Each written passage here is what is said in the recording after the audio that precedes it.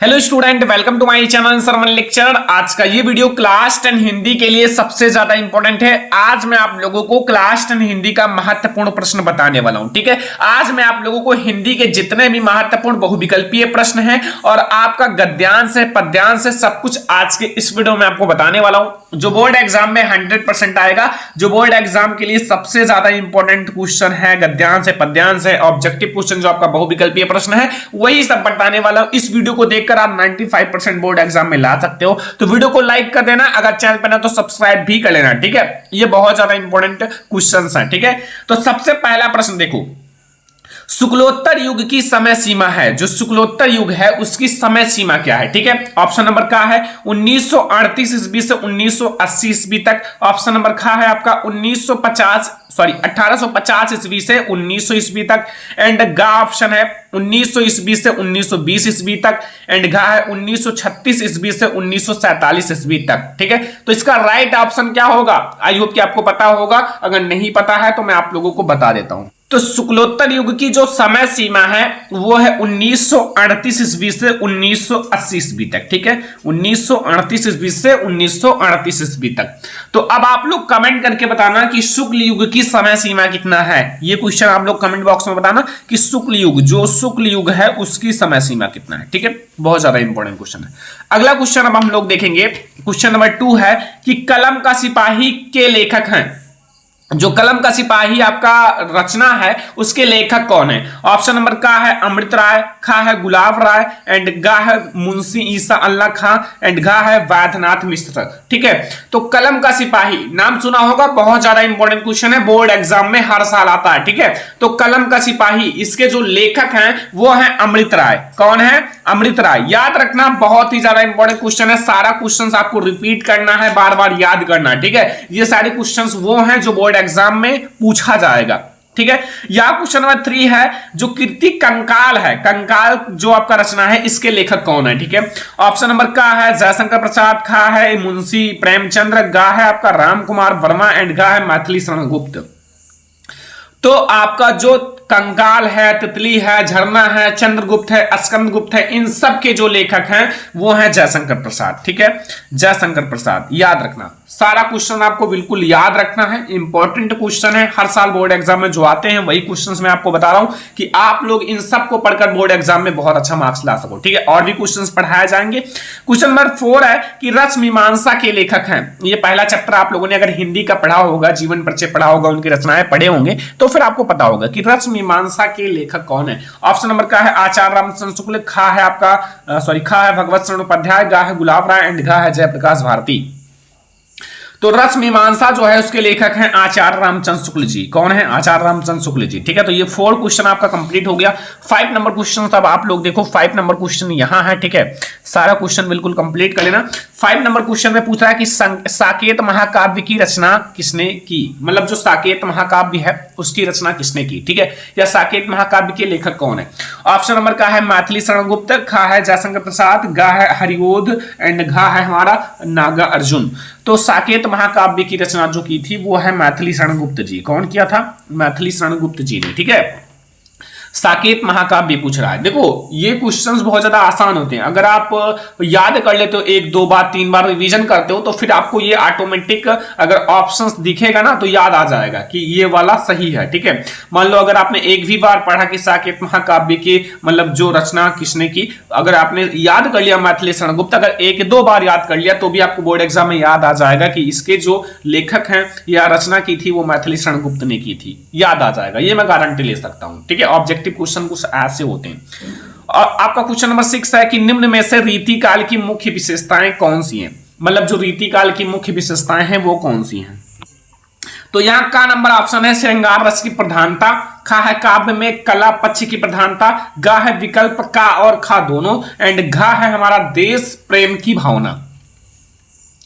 तो इसमें जो मतलब श्रृंगार रस है, मतलब जो आपका रीतिकाल है ना, उसमें श्रृंगार रस को भी प्रधानता दी गई है। ठीक है, जो श्रृंगार रस है उसको प्रधानता दी गई है, मैंने आपको जब पढ़ा रहा था ना तो बताया था। एंड काव्य में कला पक्ष की भी प्रधानता दी गई है, मतलब दोनों प्रधानता है ना, तो दोनों को दिया गया, तो मतलब का और खा दोनों। ठीक है, याद रहेगा, बहुत ज्यादा आसान है, कुछ है नहीं। ठीक है, अगला क्वेश्चन, राम कुमार वर्मा द्वारा रचित प्रबंध काव्य है, जो राम कुमार वर्मा जी हैं उनके द्वारा जो रचित प्रबंध काव्य है आंसू है। आंसू तो नहीं है भाई, आंसू किसका है पता होगा, यामा या फिर उत्तरण या फिर आपके जो चोखे चौबदे। ठीक है, तो वैसे तो ये रचना मुझे नहीं पता है बट देख लेना। वैसे आपका जो राम कुमार वर्मा जी का जो प्रबंध काव्य है वो है उत्तरण। क्या है? उत्तरण। ठीक है, समझ में आया? हाँ, अब एक क्वेश्चन मैंने बताया था कि कमेंट बॉक्स में बताना, ठीक है, लेकिन वो हमारा कौन सा था? शुक्ल युग था। ये रीति काल है, ठीक है, शुक्ल युग का बताना था। निम्न में से रीति काल की कलावधि है, कलावधि मतलब समय, ठीक है, रीति काल की समय बताना है। ठीक है, ऑप्शन नंबर का है 1643 ईस्वी से 1843 ईस्वी तक, खा है 743 ईस्वी से 1343 ईस्वी तक, गा है हमारा 1343 ईस्वी से 1643 ईस्वी तक, एंड घा है 1843 से अब तक। तो इसमें जो हमारा राइट ऑप्शन है वो है 1643 से 1843, 200 वर्ष था। ठीक है,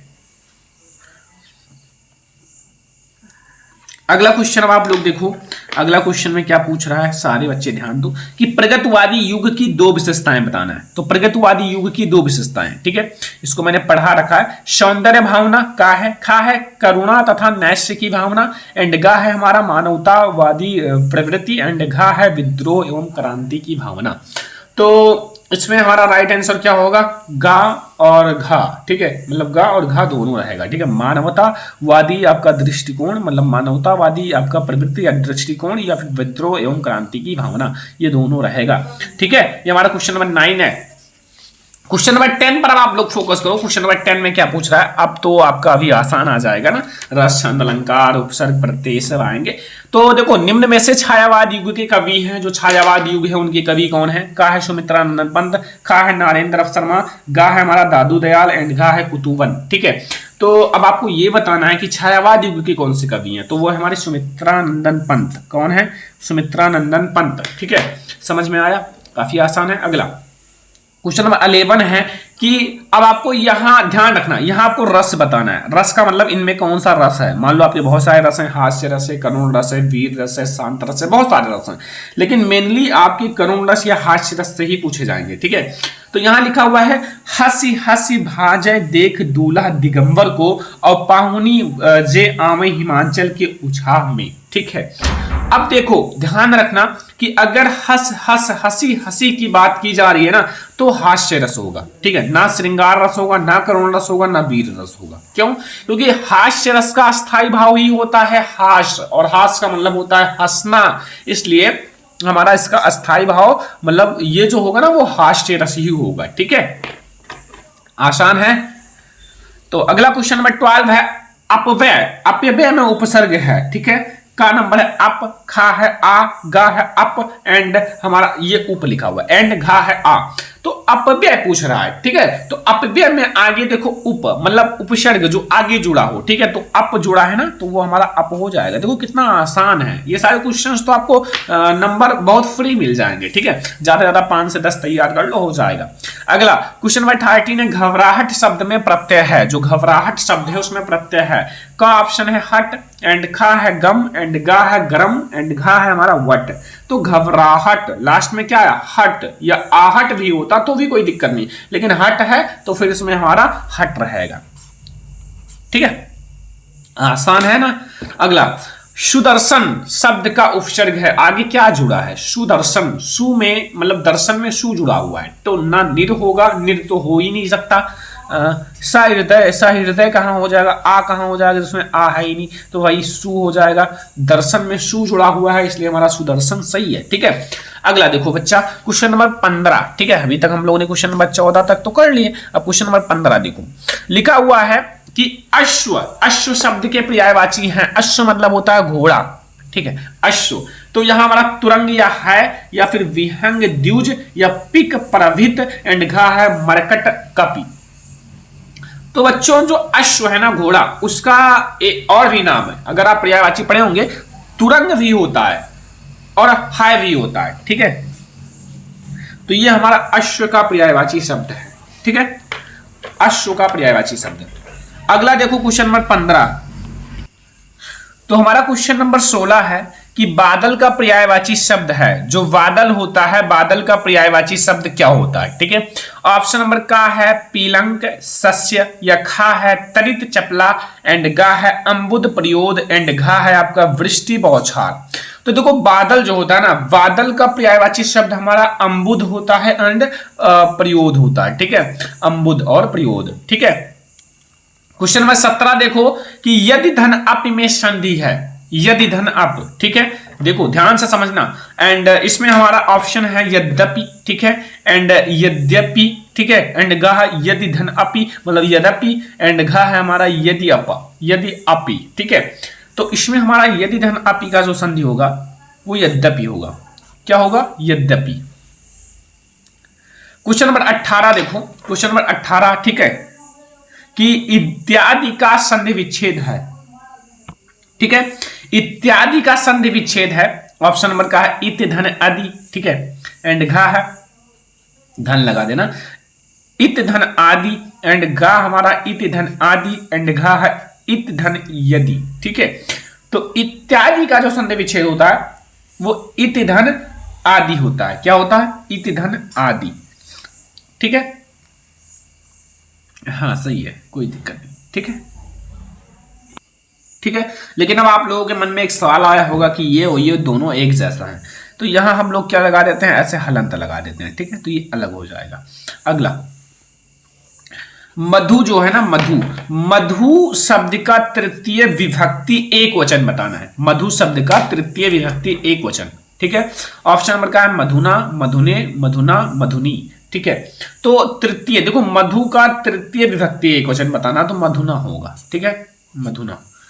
अगला 20 नंबर क्वेश्चन देखो आपका पठ्यष्टि। ठीक है, मतलब पठ्यष्टि रूप है पठ का। ठीक है, पठ्यष्टि, तो यहां हमारा ये कौन सा धातु है? लकार है, पुरुष है, वचन है, सब कुछ बताना है। तो ये हमारा लिट लकार प्रथम पुरुष बहुवचन है, या फिर लिट लकार मध्यम पुरुष एक वचन है, या लंग लकार उत्तम पुरुष एक वचन, या लोट लकार प्रथम पुरुष बहुवचन। ठीक है, तो इसका हमारा राइट आंसर होगा लिट लकार मध्यम पुरुष एक वचन। ठीक है, इसको चेक कर लेना, सही है। ठीक है, तो ये हमारा है क्वेश्चन 20, मतलब आपका 20 ऑब्जेक्टिव क्वेश्चन हिंदी का, जो बोर्ड एग्जाम के लिए बहुत ही ज्यादा इंपॉर्टेंट है, आपको तैयार कर लेना है। ठीक है, अब हम लोग देखेंगे जो आपका गद्यांश है और पद्यांश है। ठीक है, गद्यांश सबसे पहले हम लोग देखेंगे गद्यांश को। ठीक है, देखो ये गद्यांश बोर्ड एग्जाम के लिए सबसे ज्यादा इंपॉर्टेंट है, यहां मैं लिख देता हूं, बोर्ड एग्जाम में आएगा। ठीक है, लिखा क्या है कि आपका कुसंग का ज्वर सबसे भयानक होता है। जो कुसंग होता है, कुसंग का ज्वर सबसे भयानक होता है। यह केवल नीति और सद्बुद्धि का ही नाश नहीं करता, बल्कि बुद्धि का भी क्षय करता है। मतलब जो बुद्धि होता है उसका भी क्षय करता है। किसी युवा पुरुष की संगति यदि बुरी होगी, यदि कोई युवा पुरुष है जो अपने यूथ अवस्था में है, अगर उसकी संगति जो है, दोस्ती, वो बुरी होगी, ठीक है, बुरी होगी, तो वह उसके पैरों में बंधी चक्की के समान होगी। मतलब वो उनके पैरों में बंधी चक्की के समान होगी, ना आगे अगरने देगा, अगर मतलब पीछे ना पिछड़ने देगा, और क्या होगा, वहीं पर आपका सारा कुछ नष्ट हो जाएगा। ठीक है, समान होगी, जो उसे दिन प्रतिदिन अवनति के गड्ढे, अवनति का मतलब है उन्नति ना करना, के गड्ढे में गिराती जाएगी। और यदि अच्छी होगी, यदि उसकी संगति अच्छी है, तो फिर वो सहारा देने वाले बाहु के समान होगी, तो उसे निरंतर उन्नति की ओर उठाती जाएगी। अब इसमें आपके क्वेश्चन नंबर फर्स्ट है कि उपयुक्त गद्यांश का संदर्भ लिखो, एंड बा क्वेश्चन है रेखांकित अंश की व्याख्या करो, एंड सा है युवा पुरुष की संगति के बारे में क्या कहा गया है। तो ये देख लो, मतलब ये इस टाइप से क्वेश्चन रहेगा। ठीक है, ये हमारा है क्या, मतलब आपका इसमें रेखांकित अंश की हमें व्याख्या करना, ये 6 मार्क्स का रहेगा। ठीक है, मतलब 2-2 नंबर का एक क्वेश्चन। तो पहले हम लोग संदर्भ देखेंगे। प्रस्तुत गद्यांश जो है, गद्यावतरण आचार्य रामचंद्र शुक्ल द्वारा लिखित हमारी पाठ्य पुस्तक हिंदी के गद्य खंड में संकलित मित्रता नामक पाठ से अवतरित है। जो मित्रता नामक पाठ है उसी से लिया गया है। ठीक है, मित्रता नामक पाठ से। तो ये आप लोगों को समझ में आ गया। अब हम लोग रेखांकित अंश की व्याख्या भी देख लेते हैं। तो मैंने बहुत ही शॉर्ट में किया है। आचार्य रामचंद्र शुक्ल जी मतलब का कहना है कि जिस प्रकार अच्छी औषधि, मतलब एक अच्छी दवा अनेक रोगों से बचाकर स्वस्थ बना देती है, मतलब अनेक भी रोग हैं तो वो दवा ठीक कर देती है। ठीक उसी प्रकार विश्वसनीय मित्र, जिस पर आपको विश्वास हो, जो अच्छे संगत के हैं, अनेक बुराइयों से बचाकर उन्नत तथा सुंदर बनाता है। हमारा मित्र ऐसा होना चाहिए जिस पर विश्वास हो और उत्तम कार्यों में लगाए, हमारे मन में अच्छे विचारों को उत्पन्न करेगा, जो हमारे मन है उसमें अच्छे अच्छे विचारों को भरेगा, बुराइयों से बचाता रहेगा, हमें सत्य और मर्यादा के प्रति प्रेम को विकसित करेगा। यदि हम बुरे मार्ग पर चलेंगे तो वह हमें उसे हटाकर सुमार्ग पर चलने की प्रेरणा देगा, और कभी हम निराशा उत्पन्न होगी तो वो आशा का संचार और अच्छे कार्यों के प्रति हमें उत्साह बढ़ाएगा। ठीक है, बहुत आसान है, जो रेखांकित अंश उसको पढ़ो और थोड़ा बढ़ा चढ़ा कर लिख दो। ठीक है, युवा पुरुष की संगति के बारे में क्या कहा है, मतलब इसमें युवा पुरुष के संगति के बारे में क्या कहा गया है कि व्यक्ति को अपने मित्र से यह उम्मीद रखनी चाहिए कि वह उन्हें उत्तम कार्यों की ओर प्रवृत्त करेंगे, मन में अच्छे विचार लाएंगे, बुराइयों से बचाएंगे, सत्य, पवित्रता और मर्यादा के प्रति प्रेम को विकसित करेंगे, अच्छे मार्ग पर चलने के लिए उत्साहित करेंगे। बस इतनी चीजें आपको करना है, 6 नंबर मिल जाएगा।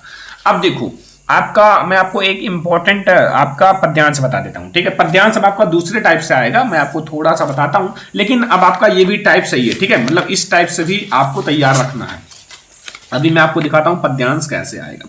देखो, इसमें आपके 3 क्वेश्चंस आएंगे। ठीक है, सबसे पहले आपको संदर्भ लिखने के लिए आएगा, सही बात है, वो तो रहेगा ही, और दूसरा आप लोगों का मतलब रहेगा इसका मतलब पूरा आप लोगों को व्याख्या भी करना है। ठीक है, व्याख्या भी आएगा, तो अगर व्याख्या भी आएगा और एक क्वेश्चन एडवांस आएगा। ठीक है, मतलब संदर्भ, प्रसंग, व्याख्या, ये 2 नंबर का आएगा, और इसी से रिलेटेड क्वेश्चंस आएंगे। तो अभी मैं आपको इसमें कुछ क्वेश्चंस करा देता हूं, ठीक है, ताकि आप लोगों का क्वेश्चन भी कंप्लीट रहे।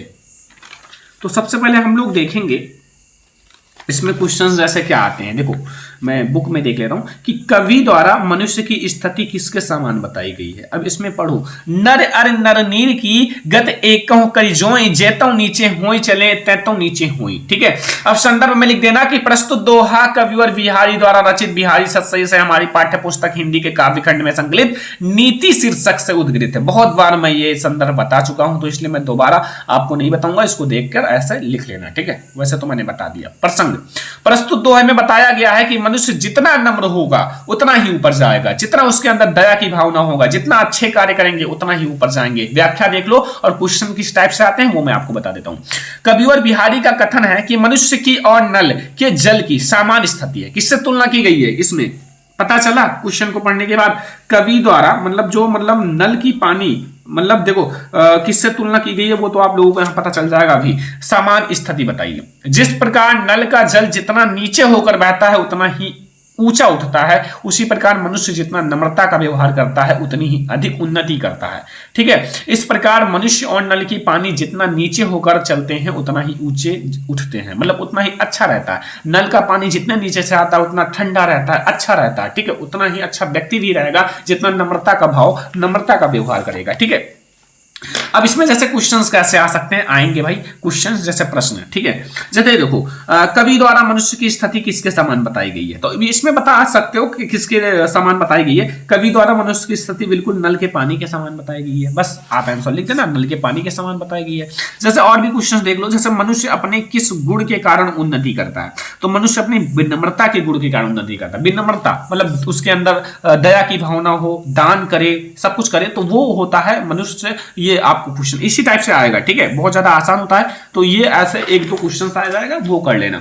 तो ये है आज का हमारा बहुत ज्यादा इंपॉर्टेंट वीडियो है, जो मैं आप लोगों को बता दिया। जितने भी आपके ऑब्जेक्टिव क्वेश्चन है, गद्यांश पद्यांश सब कुछ, आज का ये वीडियो आप लोगों को बहुत ही ज्यादा पसंद आया होगा। पसंद आया हो ज्यादा से ज्यादा लाइक कर दो, शेयर कर दो, अगर चैनल पे ना तो सब्सक्राइब कर लेना। ठीक है, चलो फिर मिलते हैं नेक्स्ट इंपॉर्टेंट वीडियो में, तब तक के लिए धन्यवाद।